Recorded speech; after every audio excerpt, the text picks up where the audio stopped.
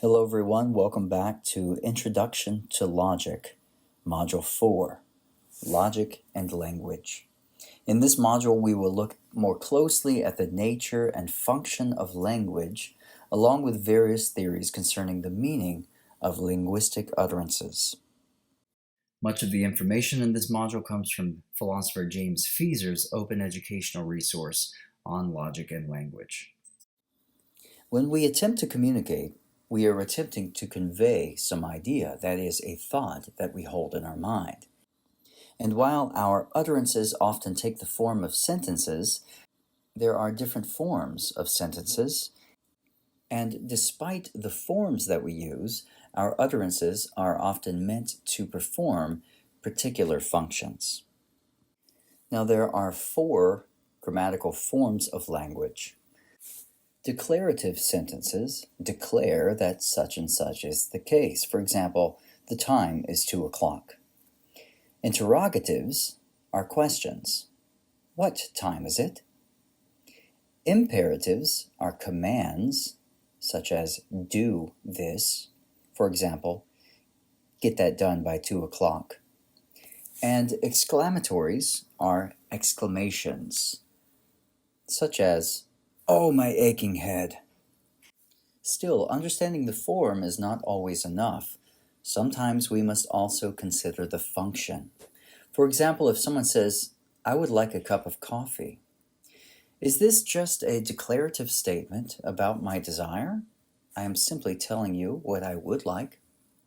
Or, for example, in the context of a cafe where you are the waitress, is this meant to really be an imperative? And so you are supposed to understand this as, "Get me a cup of coffee." Regardless of the form, we really have to understand what is the function implied. In the 20th century, for example, there was a movement called logical positivism, which gave birth to an ethical theory called emotivism. Emotivism held that when someone says something like, "murder is wrong," or "that is good," they may be offering what seem to be declarative sentences, and it may seem as though they are functioning in an informative way to tell us something. Yet because the positivists had already decided that terms like goodness and wrongness cannot really refer to anything, since there is nothing to be known beyond our empirical experiences and what is logically obvious, then ethical statements cannot really be informative. At best, they are merely expressive. So, "murder is wrong" can only mean "boo for murder," or "that is good" can only mean "yay, I like that." Now, while there are a number of problems with logical positivism, as we saw in the previous example with statements such as, "I would really like a cup of coffee right now," sometimes we do need to make this distinction between form and function. Just because we give a statement in declarative form does not necessarily mean that it is performing an informative function. It might actually be meant to perform a directive function, that is, a command, even though it did not come in an imperative form. Now, as with the 4 forms, there are 4 functions that language might take. The first is informative. This is an assertion. It is meant to communicate information, to affirm or deny propositions, to present arguments.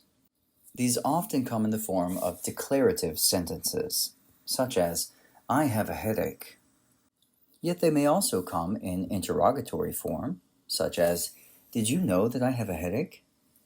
Or even exclamatory form, "Oh, my aching head." An expressive function is meant to vent, just express our feelings, or to arouse feelings.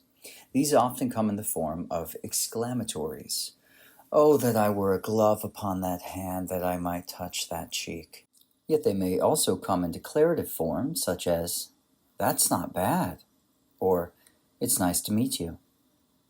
They could also come in interrogatory form, "What the hell?" or imperative form, Off, I say, to the devil with you, for those of you who know the reference to Sweeney Todd. A sentence that is meant to function as a directive or a command is intended to cause or prevent some overt action. It often comes in the form of an imperative or an interrogatory. Out of my way, for example. Or in declarative form, you're in my way. In interrogative form, we might hear, is there a reason you're standing on my foot? In exclamatory form, we might hear, oh, my foot!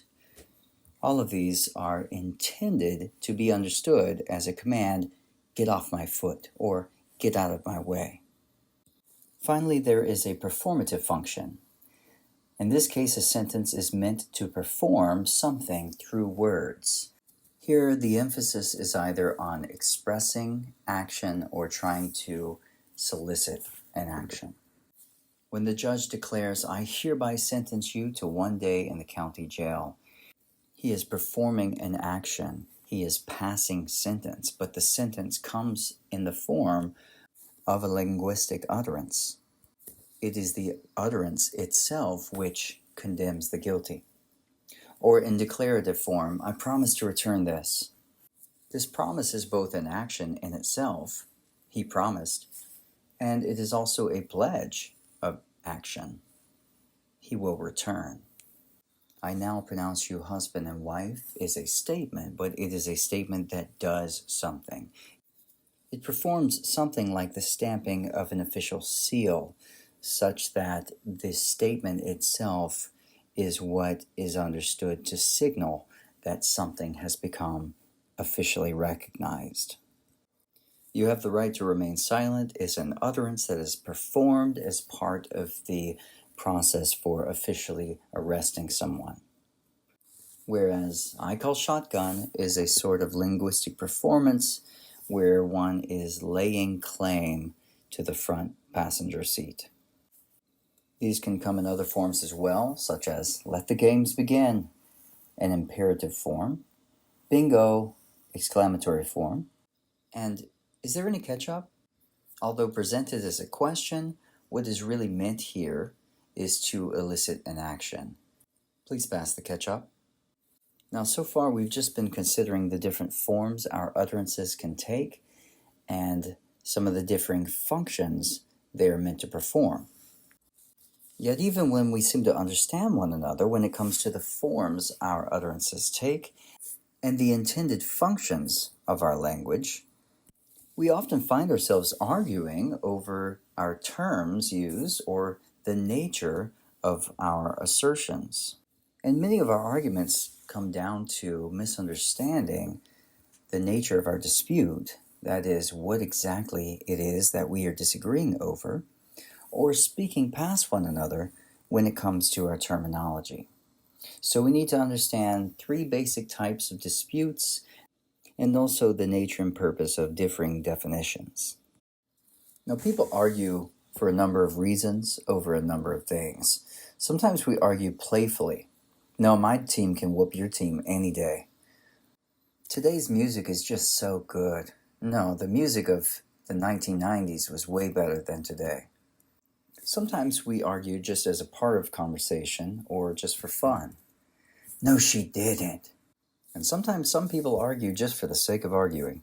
But sometimes we argue over very serious issues and concerning our deep convictions about the way the world is. And it is important to be able to distinguish between disagreements over fact, language, or value. A factual dispute is a disagreement over whether some event actually happened or whether something is really true. These sorts of disputes can be resolved by determining the facts, such as through scientific inquiry, unless the facts just aren't available, such as with past events lost in history.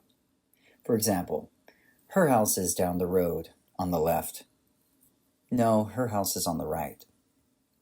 Or, we were told to be there at 3 o'clock. No, it was 4 o'clock. Oswald acted alone when killing JFK. No, he was part of a conspiracy.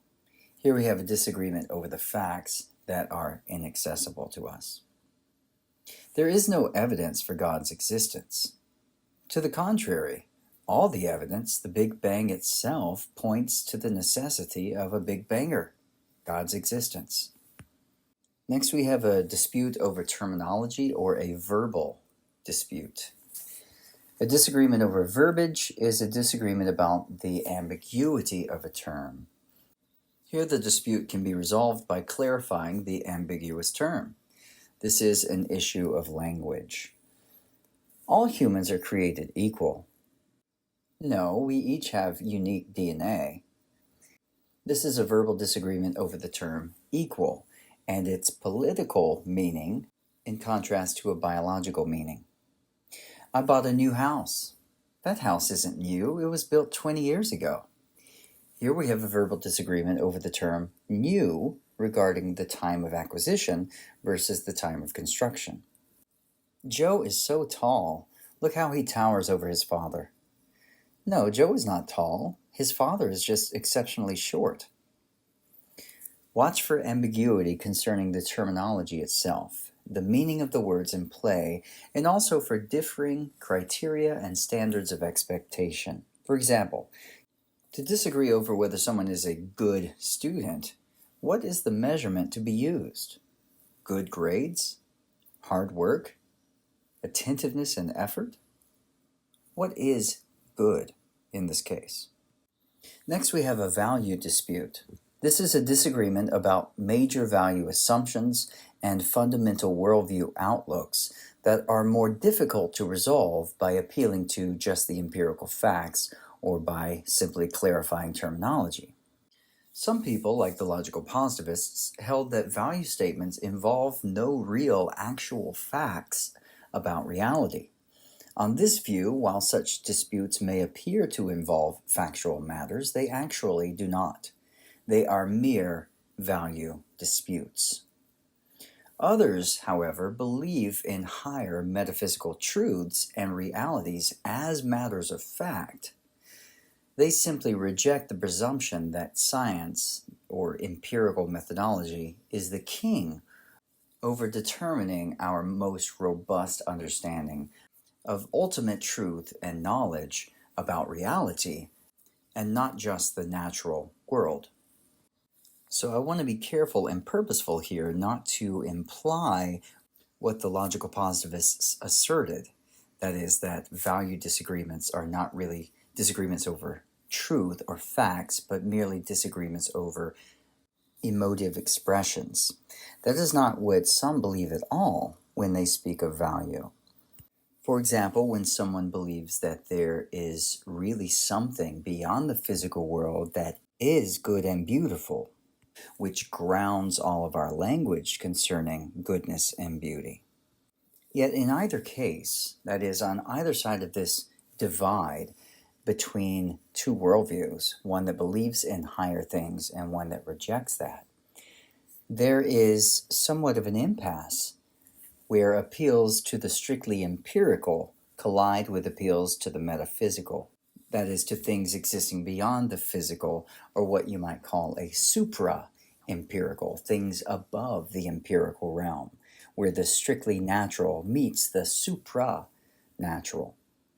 Whether it is meant pejoratively or dismissively, or whether it is simply meant to describe this impasse where it is difficult for one side of the divide to speak of value in a meaningful way to the other side of the divide, here we have to understand that value language refers to our discussion of things which cannot ultimately be empirically demonstrated.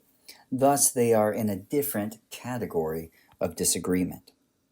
Examples of value disagreement might include disagreement over certain standards of right or wrong. You can never find rightness or wrongness or goodness or badness, or human rights for that matter, empirically. So when we speak about these things, we are speaking about something that cannot be verified through empirical means. And so, although there are many out there who take issue with this language, this is what has been called the divide between fact and value, or the fact-value split, in which case it is meant that fact refers to empirical fact, And value language refers to assertions which cannot be supported through empirical means of verification. So disagreements over politically charged ethical issues like abortion or gun control, euthanasia, etc. are disputes over value. Disagreements over the arts and aesthetics or what is beauty or beautiful is a value disagreement. Disagreement over fairness and justice and rights is a value disagreement. Disagreement over the existence of the soul is a value disagreement, as is the existence of heaven, the existence of God, the nature of sexuality and marriage, the value of welfare, and so on. So we have three main types of disputes, yet sometimes we may encounter arguments that have some mixture of factual, verbal, and value disagreement. Consider the example where someone says, "You were fired because of your poor work performance." To which you reply, "No, my work performance was fine. I was fired because my supervisor didn't like me." Here we have a disagreement in terminology over work performance and disagreement in fact over why you were fired. Here's another example.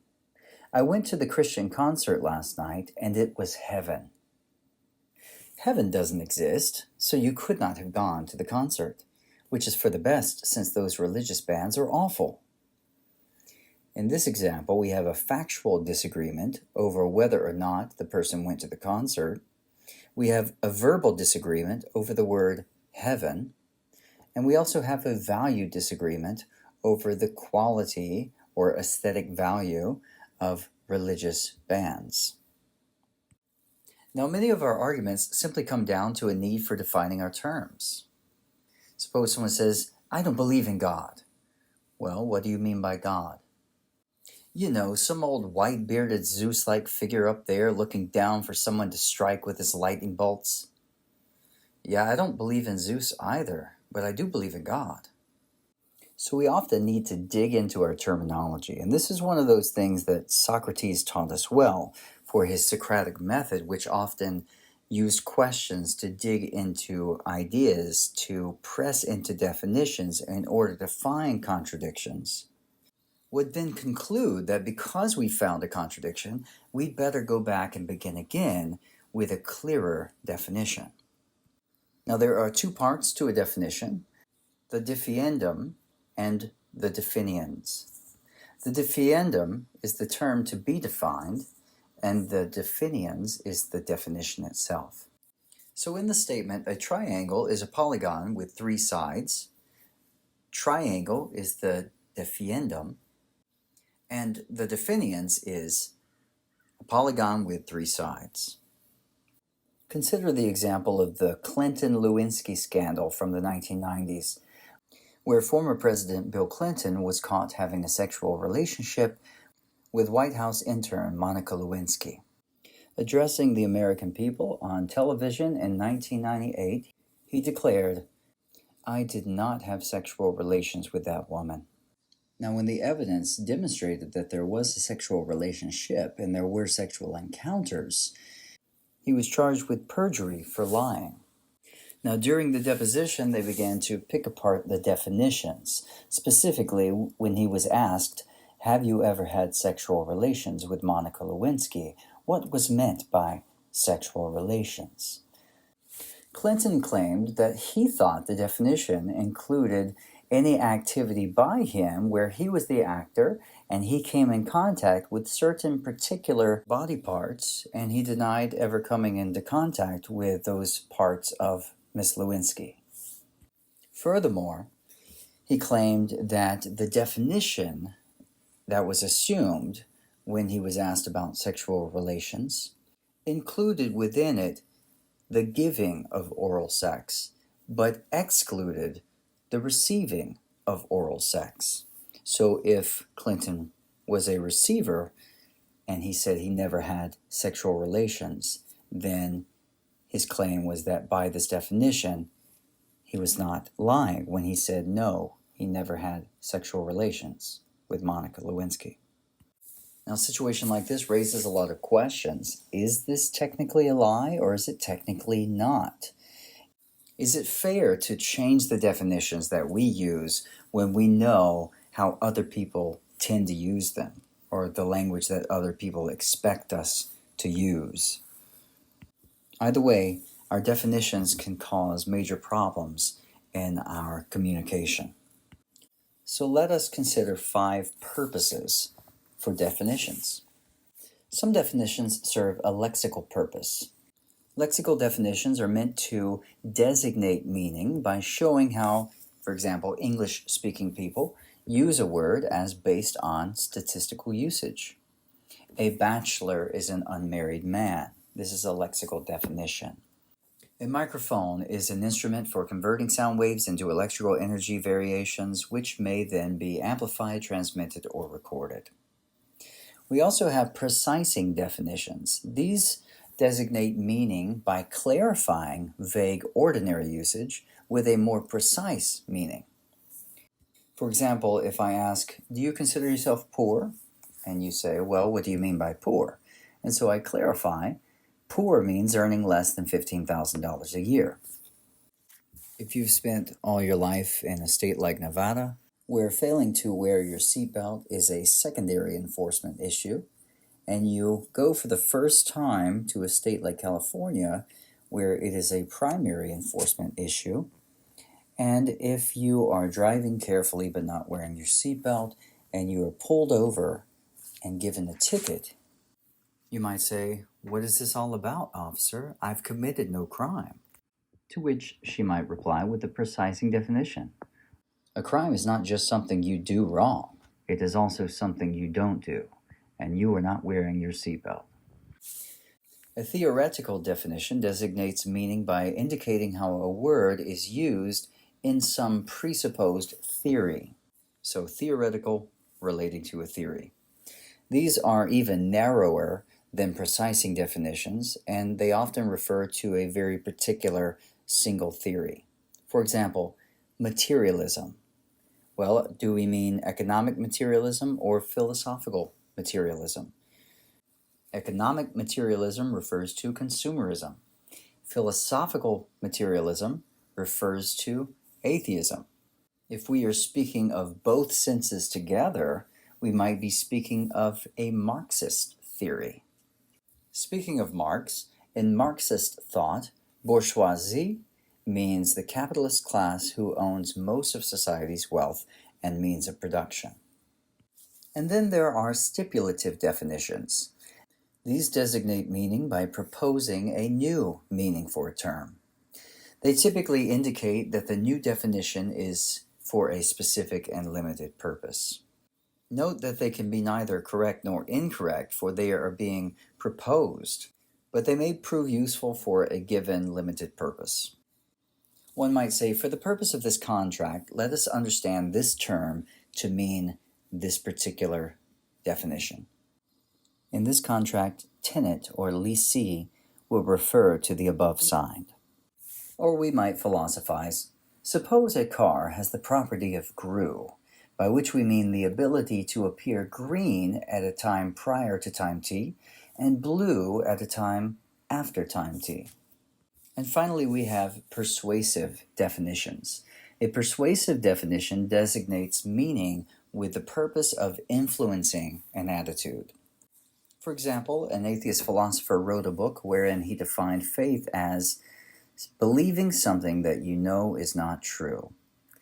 This was not a very charitable definition. It certainly does not represent what most people mean when they say they have faith in something, and so it was meant to encourage a particular bias, that the reader should see faith as something silly and irrational. Or suppose someone says a progressive is someone who is educated enough to care about greater ideals of love and justice.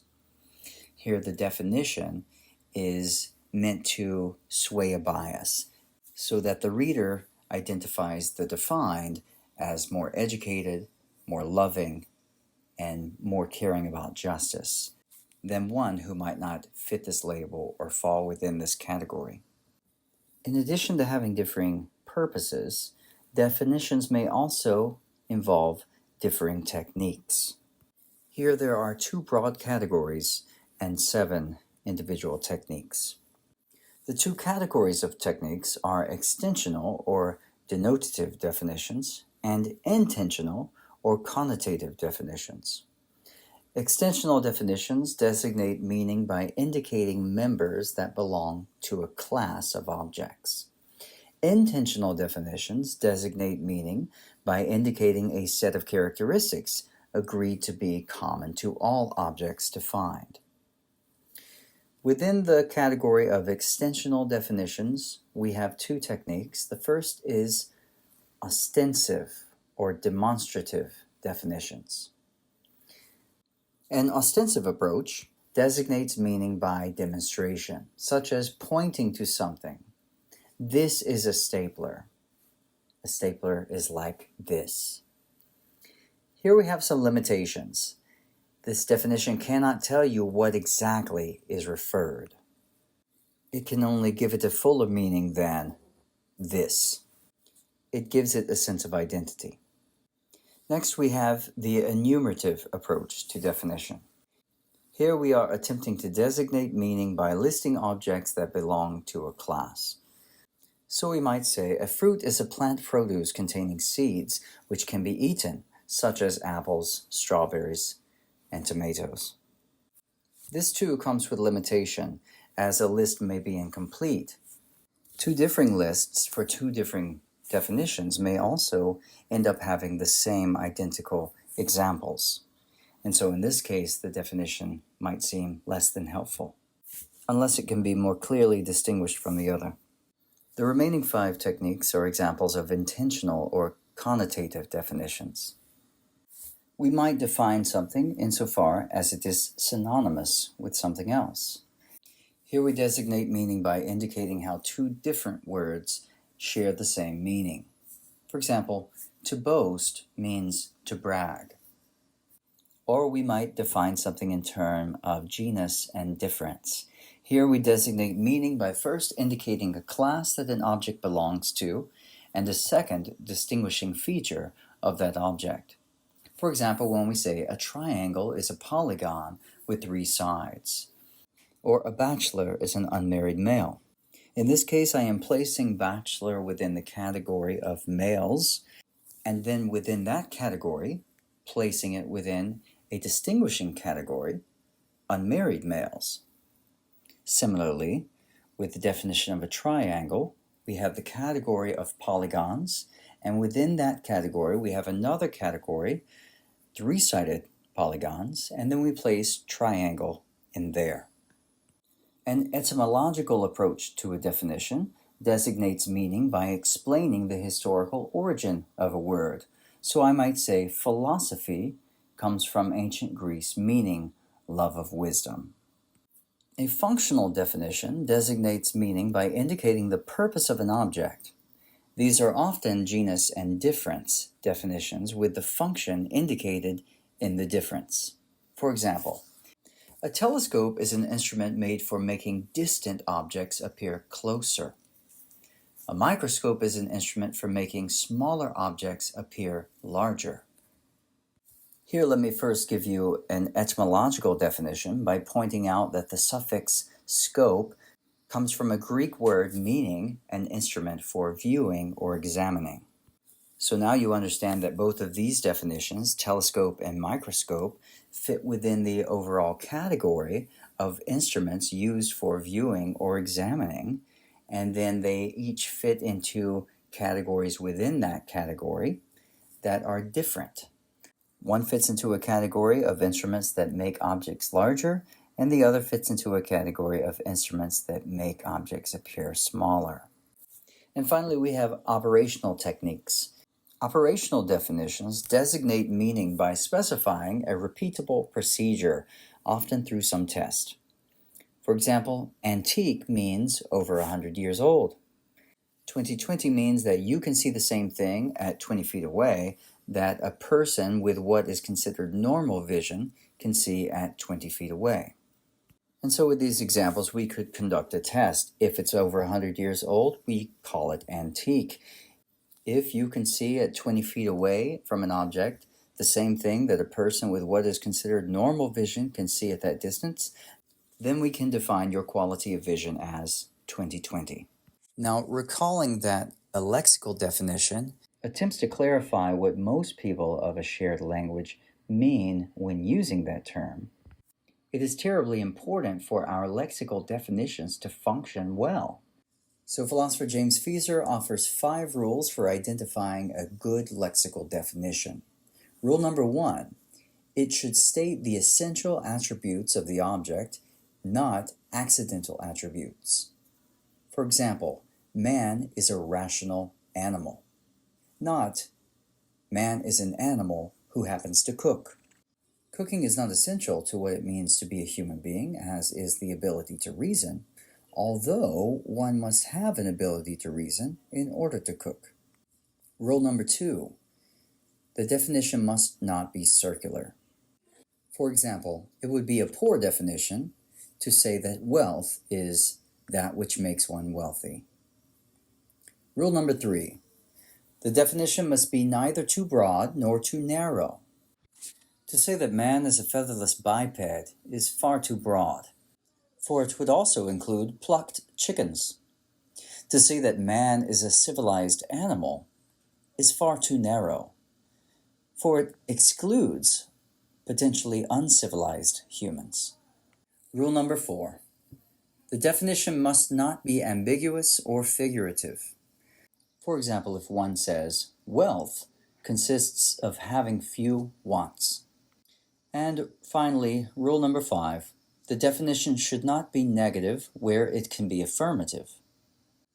To say that man is neither angel nor beast but stands between the two clarifies what man is not, but leaves much ambiguity in between. To say wealth is the lack of poverty, that is, wealth is not poverty, hardly clarifies the meaning of wealth. And to say that the couch is not a bed nor a chair does not at all make clear what exactly a couch is. Now, as we saw in Module 1 when we surveyed the history, with the development of a new symbolic logic, beginning in the 1900s, there was a new interest in approaching the philosophy of language. Now, we've seen, and they had pondered by this time, how we can take our language and simplify it into a symbolic form. But how does it work the other way around? How is it that we can begin with a mere utterance or the symbol, a mere mark on a page, and somehow this mere mark or utterance is able to convey some broader meaning that many people are able to understand? Meaning does not necessarily convey truth, for I could say the Eiffel Tower is in Jackson, Mississippi, and while the statement is meaningful, it is not true. So truth has to do with the way the world is, and meaning has to do with some sense of understanding. So something is meaningful insofar as it is understandable. Now, if I say the Eiffel Tower is in Paris, I've said something both meaningful and true. So in our effort to attempt to understand and explain how language works, how we are able to move from the mere mark and utterance to something meaningful that many people understand, we need some framework or theory of exploration that is able to account for the fact that intelligible statements may include either true or false statements. As with other areas of theoretical reasoning, there are differing perspectives here. The referential theory of meaning holds that our utterances stand for actual things in the world. The utterance reflects or refers to the world. For example, the cat is on the table means there is an actual cat on top of an actual table. Now, while this may be true for many things in the world, the critic challenges that some meaningful words do not really denote actual objects. For example, when I say, the present King of France is bald, there is no present King of France. And yet the statement does convey meaning. The ideational theory of meaning holds that an utterance reflects an idea, something within the mind of the speaker. If I say the cat is on the table, this reflects a mental image that I have of a particular cat being on a particular table. Here the critic challenges that some meaningful words have no particular mental content associated with them. For example, the word is. While it is true that some utterances may indeed reflect what is in my mind, if there are some meaningful utterances that do not fit within this theory, this would suggest the theory is not broad enough. The propositional theory of meaning holds that the meaning of an utterance is determined by its propositional content, and all meaningful propositions about the world are either true or false. So an utterance is a logical paraphrase which reflects an underlying proposition. And this proposition could be about the world, or it could be about an idea. So to say the cat is on the table expresses a proposition about a specific cat on a specific table. And if it is meaningful, it must be either true or false. Now, it could be true that an actual cat in the actual world is on an actual table, or it could be true of an imaginary cat if we mean that if such a cat exists, either it is on the table or not. Recall the example from Module 1 with the King of France is bald. As stated, it is problematic, but it can be worked out so that the underlying proposition is made intelligible. What we really mean when we say the King of France is bald is that there exists such a King of France, one and only one King of France, and he is bald. This is either true or false. Such an imaginary being exists or not. Language use theory, or the theory of language games, says that the meaning of an utterance is established within a context, the context of its social use or social practice. Just like the rules of a game, each game has its own rules, and the rules apply to that game and not to another game. So our utterances reflect our social practices. This too has a criticism, for isn't it possible to know the rules of a game without really understanding what they mean?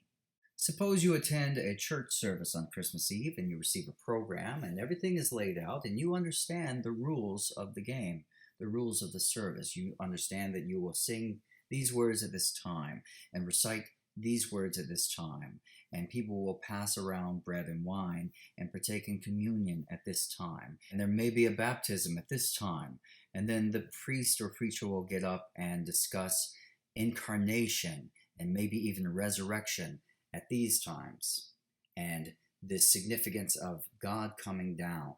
Yet is it possible to participate in this liturgy without even understanding the words you sing, or the words you recite, or what communion even means, or what a baptism even symbolizes, or what incarnation or resurrection really mean in the context of the game?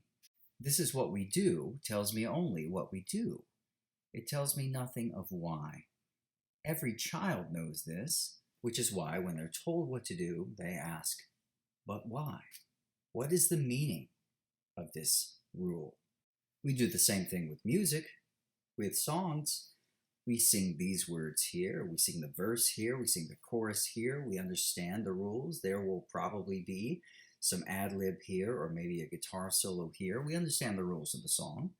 And if we participate within a group, this is our song we sing at the ball game or something, we may even have other rules. Whenever we get to that part, we shout it loud and shake our fists. We understand the rules, and yet you may still ask, what is the meaning of the song? Next, we have communicative intention theory, which says that the meaning of a linguistic utterance is the psychological intention of the speaker. Like art, utterance reflects whatever you intend for your utterance to mean. Now, while many people quickly buy into this theory of aesthetics of art, there are many out there who would readily challenge the notion that artistic meaning, or even beauty, is simply in the eye of the beholder. That art means whatever the artist intended for it to mean. Socrates would disagree. He would say that the artists often tap into something meaningful and profound, but they do not even know what they have captured in their art. In the apology, his defense at trial, he stated, "When I left the politicians, that is, seeking wisdom, I went to the poets, tragic, dithyrambic, and all sorts, and there I said to myself, you will be detected. Now you will find out that you are more ignorant than they are. Accordingly, I took them some of the most elaborate passages in their own writings, and asked what was the meaning of them, thinking that they would teach me something.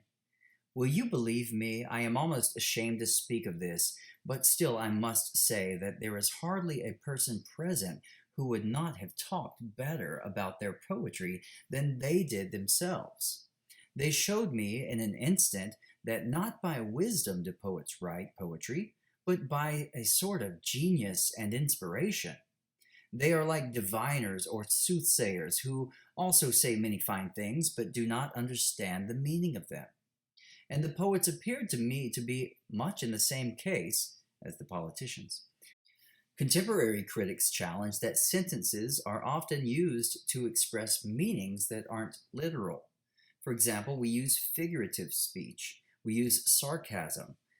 Language can contain subtext or secret codes, and in these examples, meaning can get lost in ambiguity. If you drop something on the floor and someone calls you Butterfingers or says, great job, or smooth move, X-Lax, things like this, has the linguistic utterance actually conveyed the intention? Or consider someone from a non-English speaking country who comes to visit the United States, and they hear people say things like, that's so sick. How are they to take this? There's an utterance, it conveys meaning. They may understand what sick means, and yet have they really understood what the utterance was meant to convey? In the 20th century, there was a school of thought called logical positivism, which attempted to assert as the only real valid theory of meaning a verification theory. Verification theory of meaning says that an utterance is meaningful if and only if it is either obviously true, a trivial truth, logically apparent, or empirically verifiable. That is, even if it's not obviously true right now, we can go verify it empirically to know that it is true. So any utterance is meaningful if and only if it is either obviously true or it can be verified empirically.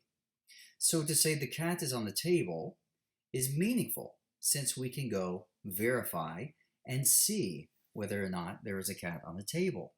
This led to the development of emotivism, or a boo-hurrah theory of ethics, since we can never actually find goodness anywhere, or right or wrong.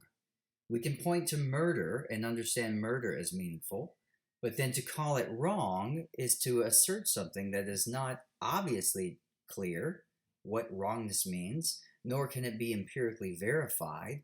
So this theory would say we have to reject it as meaningless.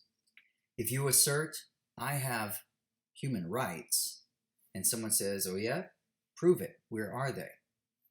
How would you verify the meaningfulness of your assertion? As it turns out, this theory faced a devastating criticism in the mid-20th century. For the statement itself that any utterance is meaningful if and only if it's obviously true or empirically verifiable, this statement is meant to convey something meaningful. However, this statement is not obviously true, nor could you verify it. Thus, this theory of meaning was not able to stand up even to its own criteria, and therefore it fell to contradiction. A truth condition theory holds that the meaning of an utterance is based on the truth value of a representative logical proposition insofar as it corresponds to the factual world. So an utterance is a logical paraphrase which reflects an underlying proposition about the factual world. So if I state in English, the cat is on the table, this means that the cat is actually on a table in the factual world. So there is a truth condition embedded within any meaningful sentence. Critics have challenged, however, that many meaningful sentences do not seem to have truth conditions. For example, questions, commands, or expressions of feeling. What, for example, is the truth condition for oy vey or ay ay ay? And then there is possible world theory. In this case, the meaning of an utterance is its relation to the truth value it has in some possible world. So the utterance is a logical paraphrase which reflects an underlying proposition about a possible world. The cat is on the table means that the cat is on the table in one set of possible worlds, but not in another set. So in one possible world, it might be the case that Peter Parker becomes Spider-Man and Gwen Stacy dies. And in another possible world, it might be the case that Gwen Stacy becomes the spider superhero and Peter Parker becomes the lizard. So a statement like Peter Parker is Spider-Man or Gwen Stacy dies are statements that are meaningful in any possible world, even if they are only true in some possible worlds and false in others. Some critics challenge that possible worlds are very strange objects to consider, and that allowing for alternative worlds that we have no real reason to believe actually exist complicates our understanding of the meaningfulness of language in the actual world. And yet, since art objects kind of function like possible worlds, when we watch a movie, we step into the world and understand meaning within the context of that world that does not apply to our own context. If statements like the Avengers saved New York are meaningful, then it would seem that our theory of meaning needs to be able to account for this meaningfulness as it is spoken in the actual world and yet referring to a possible world. As if you don't have enough to chew on already, James Fieser offers a few other concepts and terms with which you should familiarize yourself because they do show up in the philosophy of language. First, I've used the word utterance a lot in this module, so we need to understand what someone means when they say linguistic utterance or linguistic sentence or linguistic expression. This refers to any mark on a page or noise that is voiced that is meant to convey some sense of meaning, and it could even be gibberish. For example, if someone says, ah, or if you read on the page, S, @ symbol, hashtag, exclamation point, something is conveyed. We should also understand that an utterance can designate an object in two different ways. Sometimes utterances designate particular individuals or particular places or particular objects. For example, a proper name or a definite description. So if I refer to Batman or Gotham's superhero, The Dark Knight, I am using singular terms. On the other hand, sometimes we speak in general terms. In this case, our utterances can designate more than one thing. The car ran out of gas. In this case, car can point in a number of directions, so the context or understanding more than the sentence itself may be key to being able to draw out the full meaning of the statement. Next, we should understand the difference between syntax and semantics. These are two ways of examining expressions. The syntax refers to the rules for combining expressions into well-formed sentences. This may involve grammatical rules, or in propositional logic and mathematics, the way that symbols are combined in order to convey meaningful expressions. For example, in English grammar, it is problematic to just throw out a sentence fragment. There's incomplete information. Similarly, in mathematics, if you had x plus plus equals y z 2 minus, this would be a confusing expression in contrast to x plus y plus z equals -2. So the rules for combining the parts into well-formed expressions is the syntax. And then semantics refers to the meaning of those expressions. We've also mentioned lexical a few times. So we have lexical meaning and then sentence meaning, and these are two different types of meaningful expressions. Lexical meaning is the meaning of a single word or a short phrase. This is why we keep referring to lexical definitions. Whereas sentence meaning is the meaning of several words or phrases combined to create a full sentence. Now, an important distinction that we got in the 20th century involves the difference between sense and reference. For an expression might convey meaning in more than one way. It may convey an overall thought or idea, and it may at the same time indicate a particular object. For example, the word Batman gives the sense of a superhero, someone in Gotham City who goes around dressed like a bat. Yet the word Batman also indicates a particular person, Bruce Wayne. If you watch a TV show called The Bachelor, there is a general sense about what a bachelor is and what any given season of the show is going to be about. But within any particular season, there is also a particular reference, a particular person that is indicated as the bachelor. We should also understand the principle of substitutivity, and that is that two expressions may be interchanged if they do not alter the truth value of statements in which the expressions occur. If you're reading a comic of Batman, as the reader, you likely understand already that Batman is Bruce Wayne and Bruce Wayne is Batman. So if you read the statement, Batman is in the building, it would be no different than if you had read Bruce Wayne is in the building, for as the reader, the same meaning is conveyed. However, within the story of Batman, within that possible world, we could say, if someone stated Bruce Wayne is in the building, the characters in the story would likely not know Batman is Bruce Wayne, and so the statements Batman is in the building and Bruce Wayne is in the building would mean two different things. In one sense, the interchange of expression does not change the truth value of the statement, and in another sense, it does. If the alteration of the statement will not alter the truth value of the statement, then these expressions may be interchanged. Otherwise, we will run into a problem with language. Another term that might show up in philosophy of language is the idea of a propositional attitude. This refers to a mental state held by a person toward some proposition. For example, if I say Jane believes God exists is a proposition, true or false. Jane believes is part of this meaningful expression. So to say Jane believes God is X is to describe someone's propositional attitude toward a proposition. So note here we might have a proposition embedded within a proposition.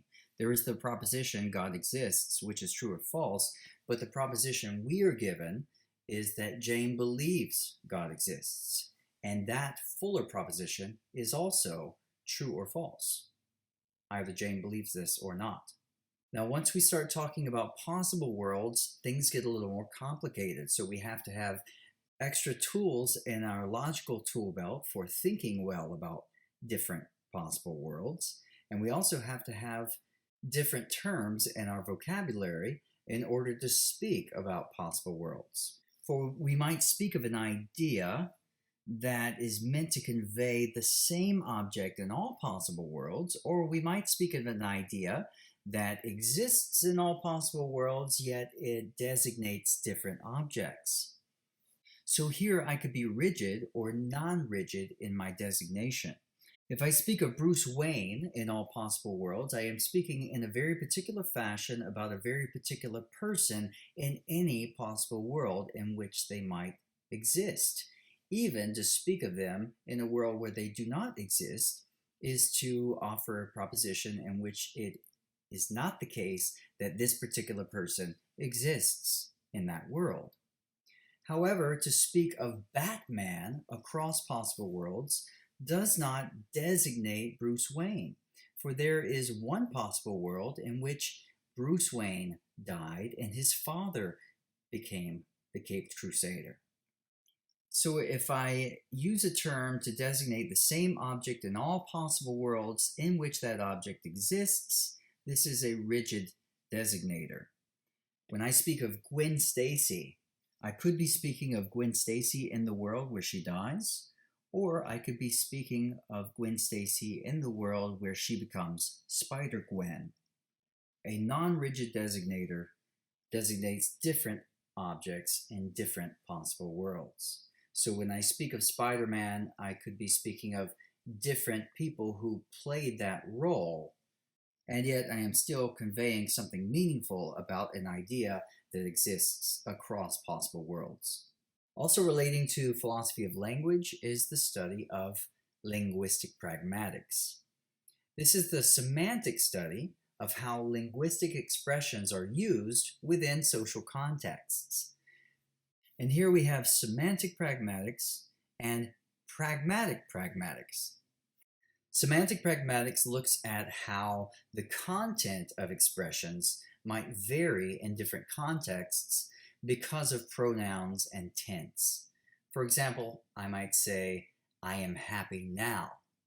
And this can change depending on who I means and when now is. So the meaningfulness of a statement like this, in part at least, will depend on who is speaking and when they are speaking. Pragmatic pragmatics assumes the semantic context, who is speaking and when, but examines wider questions surrounding that context, such as what does happy mean in that context compared to another context. And finally, in addition to these other things we've been discussing, philosophers of language also have to consider speech acts, which are also called illocutions.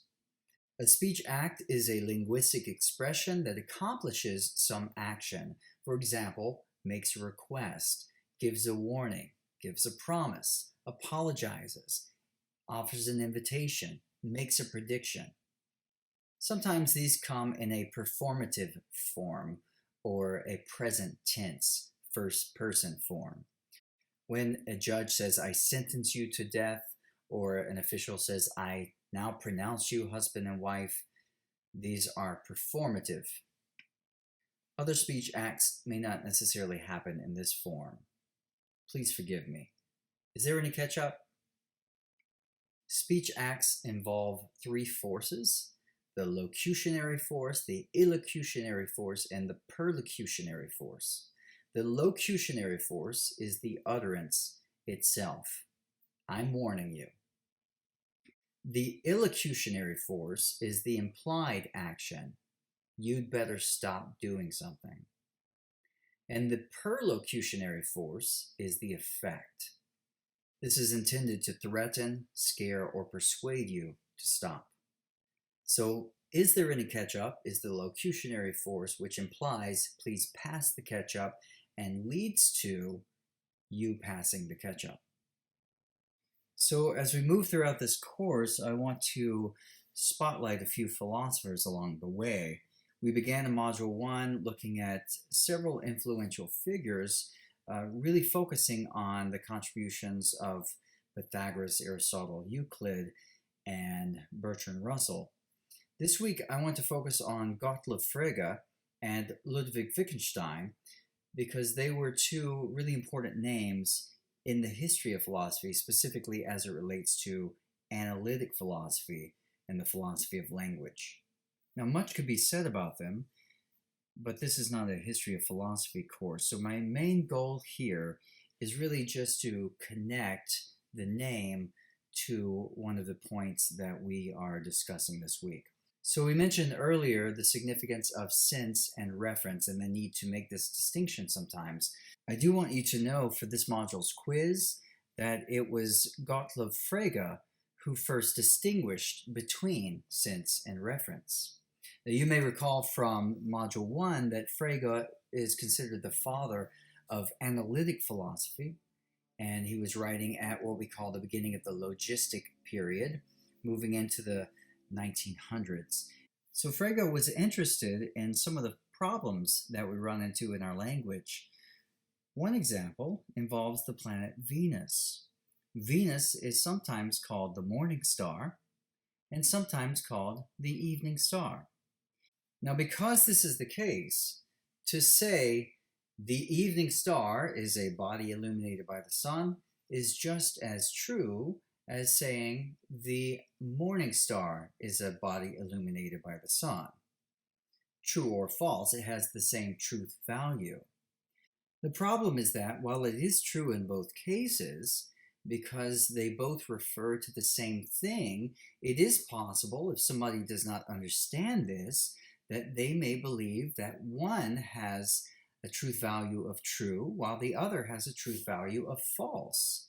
It's also possible that one is not thinking of Venus, but rather the first star I see tonight, or a morning star. And so if at dawn you point to the sun and say, there's the morning star, by which you are referring to a star that signifies the beginning of the morning, or you might say the star that brings the morning, then in the sense that you are using the phrase morning star, that statement is true. Yet if I understand the morning star to be referring to Venus, then I might say, no, that's false. That's not the morning star. So Frege's concern was this: how is it that two different statements which seem to be referring to the same thing can actually be true and false? It would be because they are conveying two different ideas, but this would mean that they're not really referring to the same thing. And so he made this distinction between our linguistic effort to speak of the referent, that is, the thing that is referred, an object, and our linguistic attempt to convey a certain idea in general. So the reference is the object that is designated, and the sense is the way in which that reference is presented. So back to this statement about the morning star and a statement about the evening star, in which case, in both examples, what one has in mind is Venus. In both examples, the reference is to Venus, yet there is a different sense in the way it is expressed. And so in the scenario where you are pointing to the sun and you exclaim, there's the morning star, and I take issue with that, believing the morning star to refer to Venus, and I argue that is not the morning star. In this case, our disagreement is really over the reference. You mean one object when you say morning star, I mean another. But in one sense, we can call the sun the morning star, and in another sense, we can call Venus the morning star. One of the most influential philosophers of language in the 20th century was Ludwig Wittgenstein. One thing that's quite unique about Wittgenstein is that he's known for changing his mind. You may recall that we met him briefly in Module 1, where we pointed out that it takes a brave and open mind to say, you know, I think everything I used to think was wrong. Let me start over and see where my newly scrutinized postulates and propositions take me. This captures the essence of Socratic dialogue. As we've learned, Socrates would adopt someone's definition and follow it to its logical conclusion, often exposing a contradiction in order to say, let's begin again. We need to rethink this. And we can see this so strikingly in Wittgenstein's life, because in his early life, he put some ideas out there that were quite influential in themselves. And he believed he had solved the problem with language, philosophy of language, and so his task was done. He went on to other things. But then later in his life, he decided that he had made some mistakes in his reasoning. And so he offered a different perspective, and as it turned out, this new perspective also became quite influential in the latter part of the 20th century. And all of this goes back to our theories of meaning and language. In particular, he is associated with the language game theory of meaning. Now, in the early period of his life, around the 1920s, he was part of what is called the Vienna Circle. the group of philosophers who really began what came to be known as logical positivism, which we've discussed already. The early Wittgenstein held a picture theory of meaning. Utterances are meaningful insofar as they bring to mind a picture or an image which corresponds to the real world. Yet we often have trouble communicating the pictures between our minds. Now, when it comes to the physical world, there are things within the physical world to which we can point. Now, recall the verification theory of meaning, which was the leg upon which logical positivism stood. Something is meaningful only insofar as it is logically apparent, is trivially true or obviously true, or it's empirically verifiable. So we can go to the world, point to the thing, verify the meaning of something. Well, there are things that show up in our language to which we cannot really point. And moral language is one of those things. When we speak of human rights, when we speak of good or bad or right or wrong, when we speak of God, we speak of angels, we speak of non-empirical things. So how are we to account for that with our linguistic theory of meaning? Well, according to Wittgenstein in his early famous work, the Tractatus, whereof one cannot speak, thereof one should remain silent. So we cannot really speak meaningfully about these things. And indeed, many of the other logical positivists were quick to agree, such as A.J. Ayer, who gave us that theory of emotivism, that when we say murder is wrong, wrongness is not something that we can really speak of meaningfully, so we should be quiet when it comes to ethical dialogue, because at best all we're saying is murder. I don't like that. We're emoting. Now, Wittgenstein believed he had said all that could really be said about language. Of course, there were some problems with logical positivism. As we've seen, the verification principle was not even able to support its own criteria, and most of us have a deep conviction from our lived through experience that we mean something more when it comes to moral language than simply, I feel. When we declare that there is injustice, we are not simply saying, that makes me feel bad, something about myself, but rather we're saying something about that as an object. And Wittgenstein himself wasn't really satisfied with our ethical language just amounting to a sort of emoting. So later in his life, he began again. He changed his mind and tried to reformulate a more satisfactory theory of language. In his later perspective, instead of thinking that language is only about pictures, though it may still involve those things, he now suggests that meaning is tied to our linguistic communities and our unique language games. What is the first thing you do before you ever play a new game? You have to learn the rules. You cannot play chess by the rules of checkers, even if the board may look similar. You've got to understand the game and the rules for the game.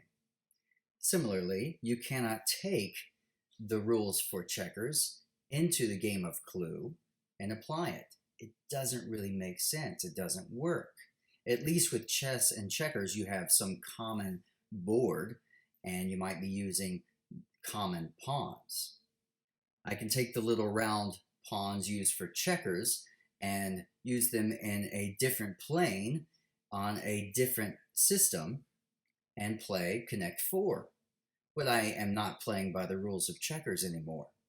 And if we're playing with dominoes, toddlers often like to play the game, let's set them all up and make them fall down.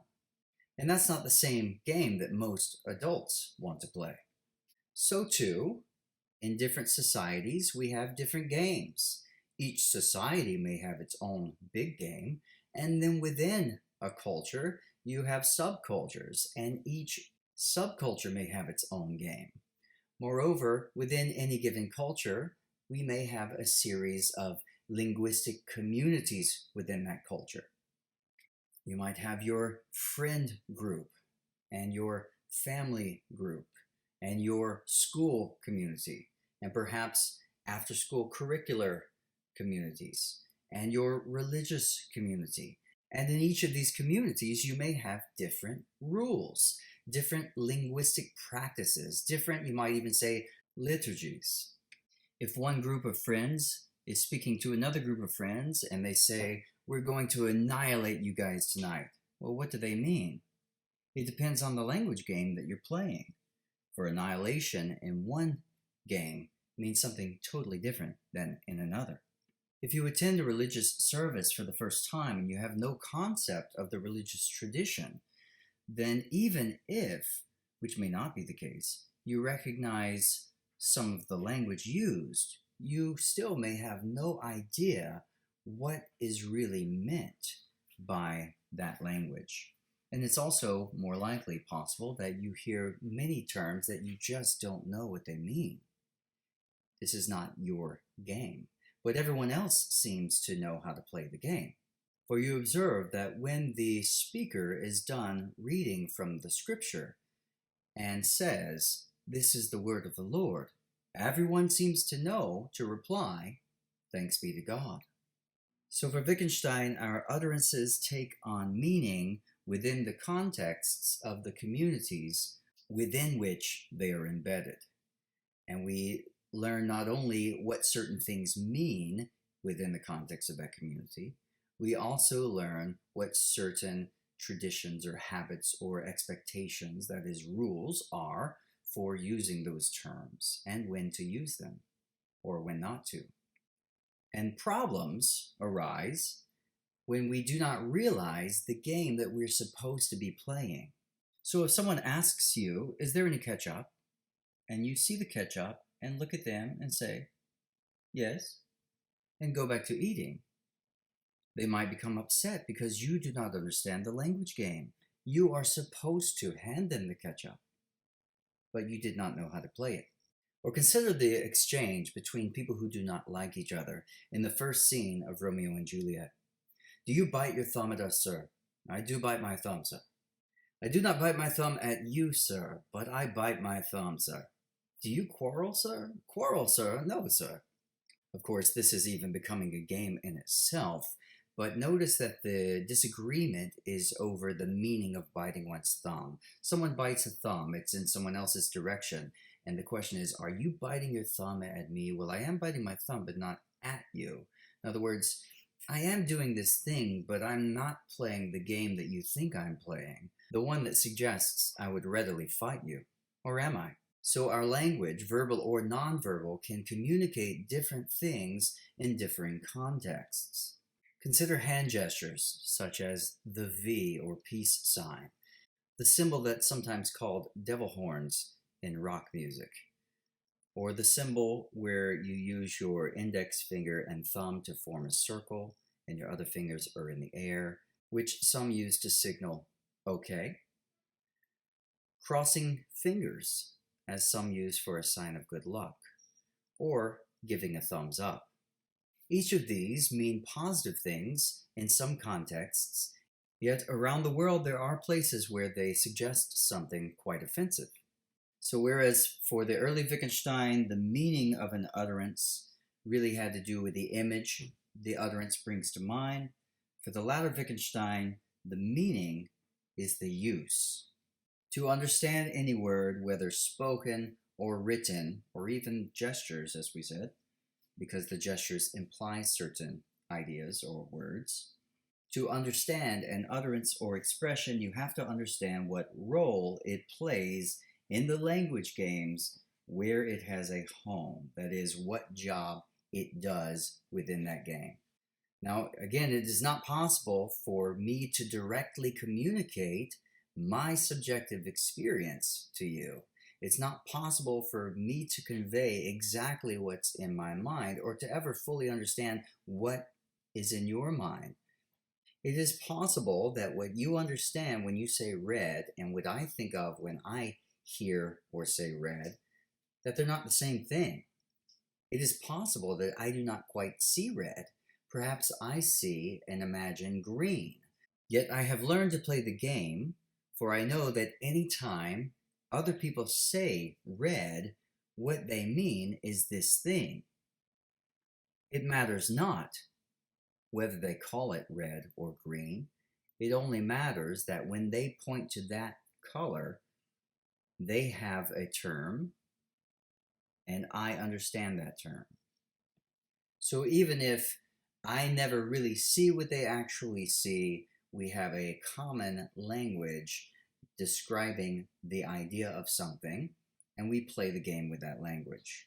Now, if I were to go to another linguistic community in which what we call red was called ripple, then I would have to learn how to play that game, for that would not be accessible to me, and I would not have an understanding of what is meant when they use this term, and they may not have an understanding of what I mean when I say red.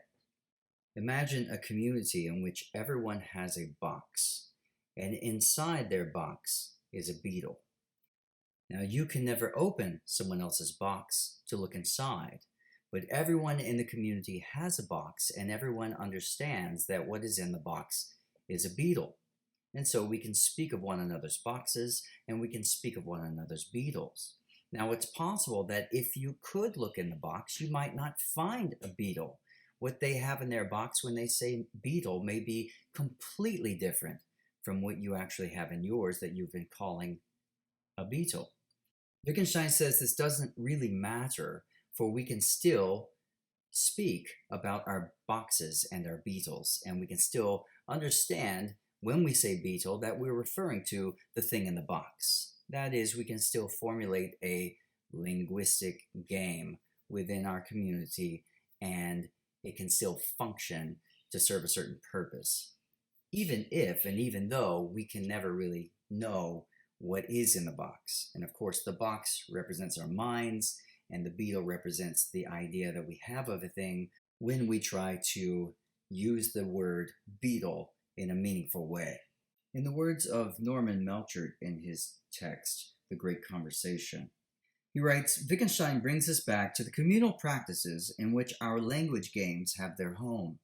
It is as if the philosophical why questions have made us dig deeper and deeper, but there comes a point when we can dig no more, find no more justifications for our beliefs, our knowledge claims, or our scientific methods. At that point, we reach bedrock, and our spade is turned. What is bedrock? Bedrock is simply what I do, and what I do is part of what we do. We who live in this form of life, engage in these activities, play these language games, grow up in these customs. We do as our linguistic community has trained us to do. In the end, it comes down to this, in Wittgenstein's words, when I obey a rule I do not choose, I obey the rule blindly. So for Wittgenstein, the bedrock for meaning ultimately comes down to custom. Now, there are plenty of philosophers who take issue with this, for this would mean that our terms cannot ever really refer to anything beyond culture, anything out there and truly meaningful, but only what we do. Now, perhaps Wittgenstein is correct in that meaning often functions in this way. The question that I leave you to ponder is whether it only functions in this way, or whether sometimes when we speak of something, do we actually mean something beyond our linguistic communities? Returning to the example of injustice, when we say that something is unjust, do we really mean anything by that, or do we only mean our community doesn't like that? Can we point to another community and say that they are being unjust? Or suppose that another culture that does not share our linguistic community asserts itself over us and attempts to establish itself as an authority over us, and to do this, it forcefully and violently removes those in power over our current linguistic community, and it continually oppresses those within our current community who might assert itself over the oppressor. Can we really say that this is wrong, or they are unjust, or we are being treated unjustly, that they ought to have treated us different? Or do we just have different communal practices, and our linguistic communities are the end of meaning? Therefore, when we say injustice, we just mean what we don't like. End of story. This is where I leave you. This concludes Module 4, Digging into the Nature of Language. Next week, we begin a series of modules on propositional logic.